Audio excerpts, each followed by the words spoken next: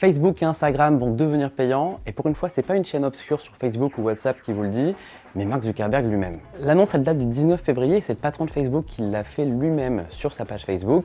L'idée, c'est qu'il va lancer une nouvelle formule payante qui s'appelle Meta Verified. Ça va coûter 12 $ par mois, et ça sera d'abord lancé en Australie et en Nouvelle-Zélande. Et on peut imaginer que dans quelques mois, ça arrive en France. On va dire 12 € par mois pour la suite de cette vidéo. À 12 € par mois, on a quoi chez Meta ? Eh bien, pas grand-chose, c'est ça qui est surprenant dans l'annonce de Mark Zuckerberg. C'est calqué en fait sur ce que Twitter et ce que Elon Musk propose avec l'abonnement Twitter Blue à 9,60 € par mois. À savoir, on a un badge de vérification, vous savez, ce petit badge bleu qui apparaît à côté du nom d'une célébrité par exemple. Eh bien là, on peut l'acheter, donc même si on n'est pas connu, on peut avoir ce petit badge et se la péter avec ses potes. Pour Meta, il y a un double objectif ici. Le premier, c'est de lutter contre l'usurpation d'identité. C'est un vrai problème sur Facebook et Instagram, particulièrement sur Instagram, où des gens vendent des comptes certifiés pour plusieurs milliers d'euros. Il y avait tout un trafic, ça avait été révélé et Meta fait tout pour le combattre depuis des années. Maintenant, c'est fini puisqu'il suffit de payer 12 € pour obtenir ce badge certifié. Parce qu'au-delà de la question tarifaire, il y a beaucoup de problèmes aujourd'hui sur Facebook, de gens qui créent des faux comptes, de gens qui utilisent justement vos images de profil pour se faire passer pour vous.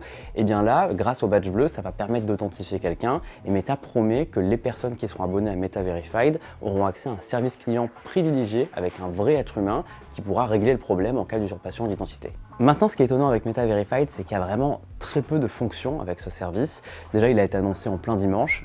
C'est étonnant comme communication. Et surtout, en fait, là où Twitter, là où Snapchat Plus vont vous proposer des formules exclusives, comme la possibilité de changer l'icône de l'application, comme la possibilité de modifier les tweets, chez Meta, on n'a vraiment aucune fonction exclusive alors qu'on paye 12 € par mois.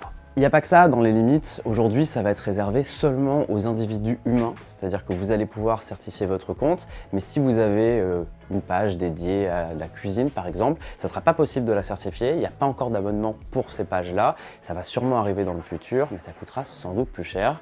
Et enfin, il y a une autre limite qui est très étonnante, si vous faites certifier votre compte Instagram pour 12 €, ça ne va pas certifier votre compte Facebook, ça sera 12 € de plus. Oui, Facebook ne le permet pas de lier deux comptes ensemble. Autre limite étonnante, si vous utilisez un pseudonyme ou que vous ne voulez pas utiliser votre vrai nom de famille, c'est pas possible avec Meta Verified, ils utiliseront quoi qu'il arrive le nom de votre carte d'identité officielle. Malgré ça, ce qui est en train de se passer avec l'abonnement Meta Verified, c'est hyper important et ça montre en fait une véritable évolution dans l'industrie des réseaux sociaux. Jusqu'à maintenant, il y avait vraiment un modèle de la gratuité. Ça fait des années qu'on a peur qu'il y ait des chaînes qui disent si tu partages pas ça à tes 10 meilleurs amis, Facebook va devenir payant. Mais tout ça, c'était faux. Ils ont toujours dit que ça restera gratuit. Et là, depuis quelques mois, tout le monde est en train de se dire que le modèle payant, c'est peut-être une solution pour rendre les réseaux sociaux plus rentables. Mais il va falloir quand même des fonctions exclusives pour ça.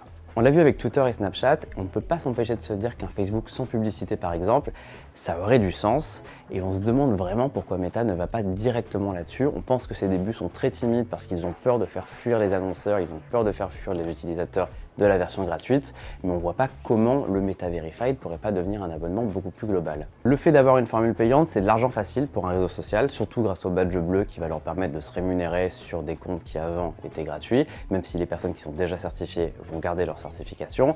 C'est aussi bien pour Meta qui est dans un contexte économique difficile, on en a beaucoup parlé l'année dernière avec le métavers, ça leur coûte des milliards et ça ne rapporte pas beaucoup de choses pour l'instant. Donc pour eux, évidemment, c'est un moyen de gagner de l'argent. Contrairement à Twitter qui ne vérifie pas les identités, c'est-à-dire que vous payez et vous allez avoir votre badge bleu au bout de quelques jours.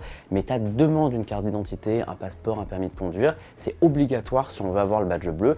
Et ça fait la différence. Et comme le dit Meta dans son communiqué de presse, ça change complètement la manière dont les gens vont voir le badge bleu sur les réseaux sociaux. Ça n'aura plus le même sens, ça veut juste dire que la personne qui parle, elle existe vraiment. Il y a quand même un enjeu de taille pour Mark Zuckerberg et ses équipes, c'est que dans le passé, toutes les expériences ont prouvé que quand un service gratuit devient payant, ça ne plaît pas aux gens et il est rare d'arriver à faire payer pour quelque chose que les gens ont toujours eu gratuitement.